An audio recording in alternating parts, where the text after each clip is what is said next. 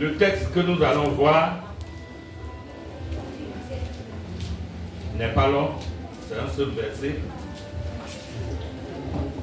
Dieu, à un moment donné, a constaté que dans l'égarement de ses enfants, ils ont laissé de côté lui qui est le Dieu de leur père, celui qui par sa main puissante les a fait sortir du pays, pour aller chercher le secours, la protection ailleurs. Et de surcroît, même certains sont allés en Égypte pour chercher la protection de Pharaon ou de certains mystiques.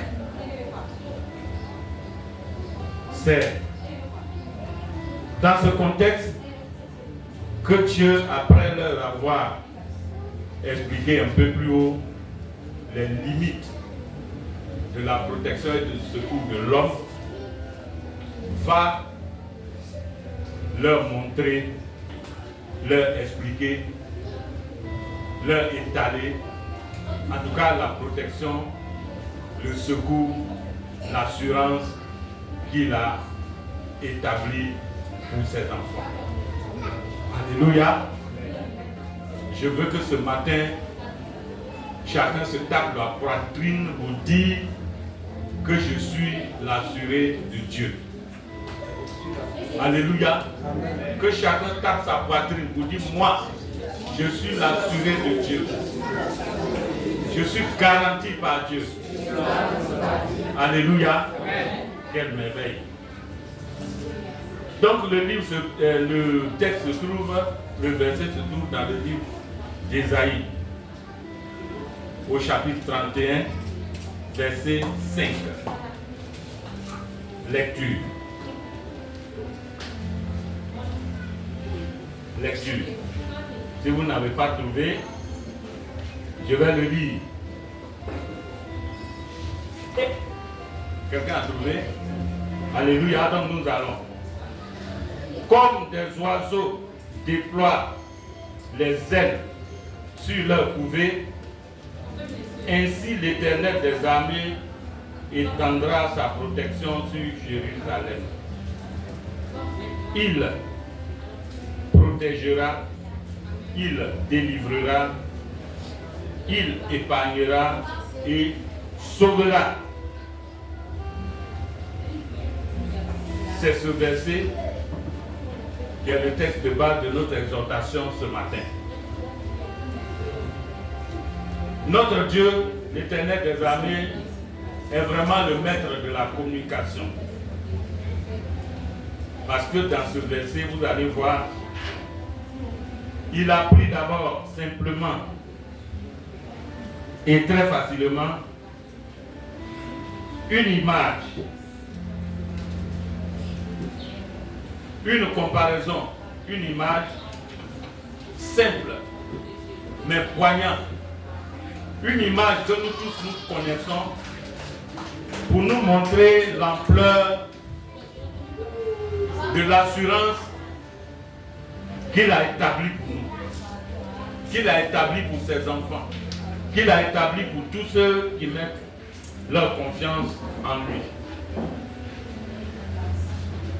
Voyez-vous, la comparaison, nous tous nous connaissons les oiseaux, ou bien même la poule qui est chez nous. La poule fait partie des oiseaux. La poule qui est chez nous. Les oiseaux qui volent dans le ciel, nous les connaissons. Donc, il fait ici une comparaison pour que nous comprenions bien entre la poule qui a des enfants, qui a des œufs. Parce qu'ici, il a dit, comme les oiseaux déploient leurs ailes sur leur couvée. Quand on dit couvée d'un oiseau ou d'une poule, ça peut être les œufs. Quand la poule a pondu les œufs,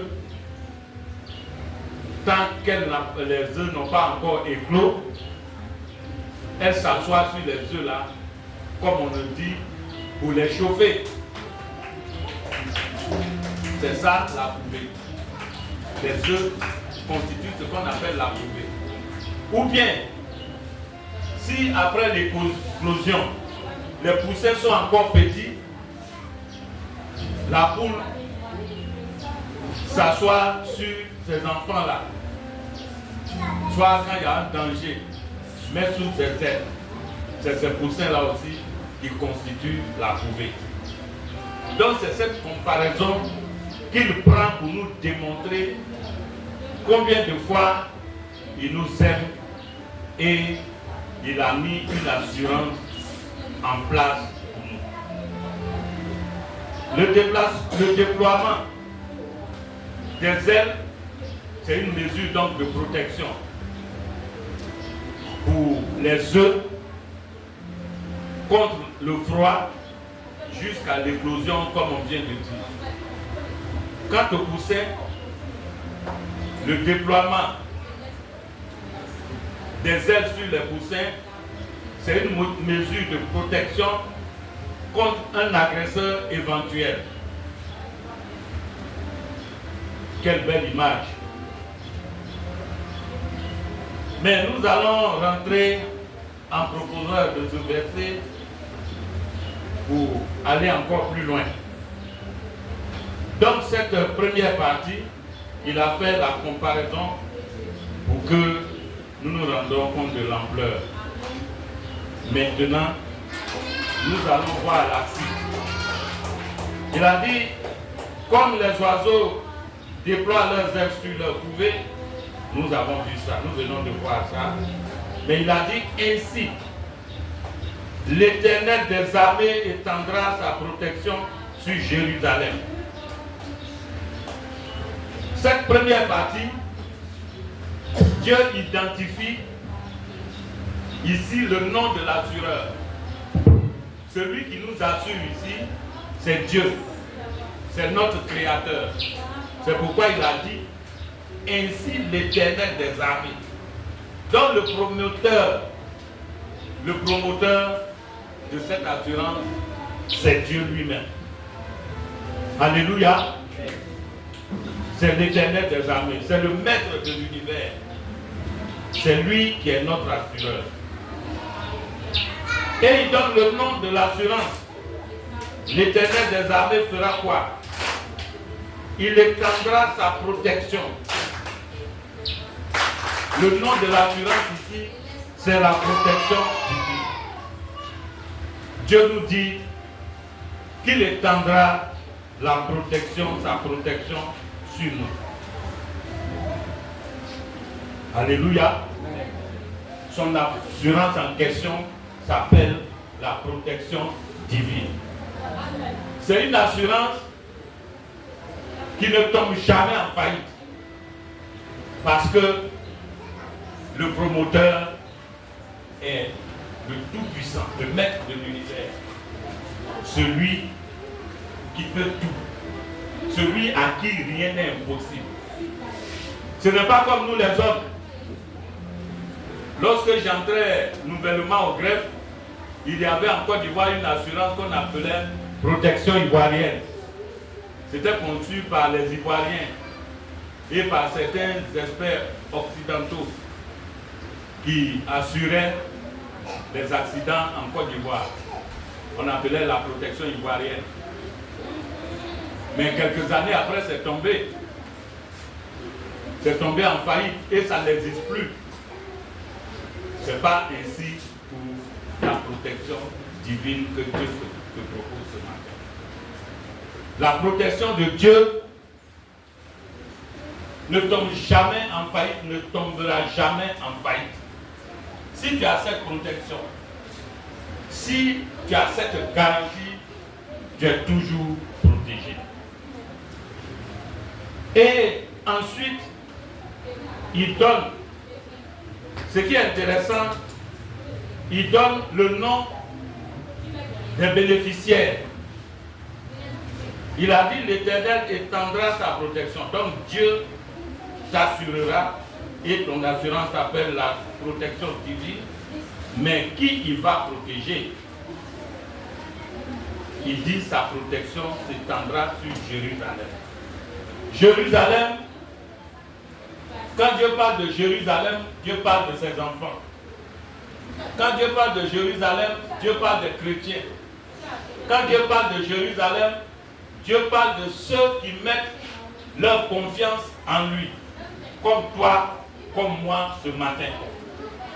Comme nous qui prenons tout notre temps, au moment où sous cette pluie, les gens sont au chaud, comme on dit, tu rentres sous la pluie, tu viens dans la maison du Seigneur. Tu sais ce que tu viens chercher. Et ce matin, Dieu te dit, tu fais partie des bénéficiaires de cette assurance. Toi et moi, femme comme homme, enfant comme grand, vieux comme jeune. Si nous mettons notre confiance en Dieu, si nous sommes chrétiens, en tout cas, nous sommes bénéficiaires de cette grande assurance. Alléluia. La troisième partie du verset. Nous continuons. Il est dit, il le protégera et délivrera. Il épargnera et sauvera. Dans cette partie, Dieu nous montre le contenu de notre assurance. Le contenu de notre assurance. Qu'est-ce qui est dans cette assurance? Qu'est-ce qui est dans cette assurance? Il parle de la protection. La protection vient contre un danger qui n'est pas encore arrivé. Alléluia. Ça veut dire que quand tu es chrétien, en tout cas, Dieu t'assure contre un danger qui n'est pas encore arrivé, qui te guette, qui peut venir éventuellement. C'est ça la protection d'abord. La première garantie, c'est la protection. Dieu te protège contre les dangers à venir. Dans ce cas, Dieu est comme le pasteur en priant ce matin avait dit, c'est Rod. Dieu devient donc ton bouclier, ta cuirasse, ton casque. Alléluia. Dieu devient ton refuge imprenable, la tour forte, pour te protéger contre les dangers à venir. Qu'est-ce qui est encore contenu dans cette assurance? La délivrance. La délivrance, c'est le fait de sortir quelqu'un d'une possession, d'une maladie, d'une situation difficile, d'une souffrance qui est déjà en place. Parce que la protection, c'est contre ce qui va venir. Mais la délivrance, quand tu es déjà malade, Dieu va te guérir. On acclame le Seigneur. Quand tu es possédé, Dieu va te délivrer. Quand tu es maudit, Dieu va changer ta malédiction en bénédiction. C'est ça la délivrance. Donc Dieu te promet ce matin la délivrance. Tu es malade depuis longtemps. Il faut savoir que ton assurance, que Dieu te promet ce matin, que Dieu te démontre ce matin, que Dieu étale ce matin, dit que Dieu va te délivrer à coup sûr. Amen. Qu'est-ce qu'il y a dans cette assurance encore? Il a dit, il t'épargnera. C'est un autre point, un autre risque que Dieu court. Alléluia. Quand on dit épargner, ici, c'est mettre la chose dans un lieu sûr. C'est dire que si tu mets ta confiance en Dieu, si tu es sous cette assurance, Dieu va te mettre où il met ces objets précieux, où il met ses trésors, tu seras parmi les privilégiés. Alléluia. Voilà un point encore de cette assurance. Le dernier point, le plus grand, il a dit, il sauvera. Il sauvera. Dieu te sauvera. Non seulement Dieu te sauvera dans des situations que tu vis dans ce monde, sur cette terre, comme on vient de le voir, mais Dieu t'accordera le grand salut. Amen. Et c'est pour ça nous venons ici. Le salut, la vie éternelle. Dieu te sauvera. Dieu te sauvera de l'enfer. Dieu te sauvera de la perdition éternelle. Alléluia. Voici le contenu, mon frère, ma soeur, de cette assurance. Cette assurance que Dieu te protège, te propose ce matin. Du moins, t'explique ce matin. Parce que tu es déjà chrétien. Tu es sous cette assurance. Dieu t'expose pour que tu comprennes que tu es un assuré de Dieu, tu es garanti. Ne te minimise pas. Ne pense pas que tu es là comme ça. Quand il dit je ne t'abandonnerai pas, je ne te délaisserai pas, c'est tout ça. Alléluia. Le promoteur de cette assurance, pour nous, c'est une garantie. Parce que le promoteur de cette assurance, comme nous avons dit, est éternel. Il ne tombera jamais. Il était hier, il est aujourd'hui, et il vivra éternellement. On voit ici ces assurances dont je parlais en Côte d'Ivoire ici. Il y avait une assurance qui était créée par le Tout-Puissant en bois dans le temps. Le directeur de douane, je crois que ça s'appelait Afra. Mais ces assurances sont où aujourd'hui? Dès que le promoteur est décédé, c'est parti à l'eau, c'est tombé, peut-être ses enfants n'ont pas pu gérer. Ou bien ses collaborateurs, ça n'existe plus.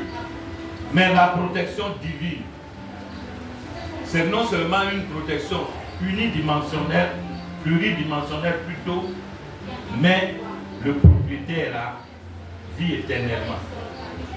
Il est omniscient. Comme le pasteur nous a toujours enseigné ici. Il connaît tout, il sait tout.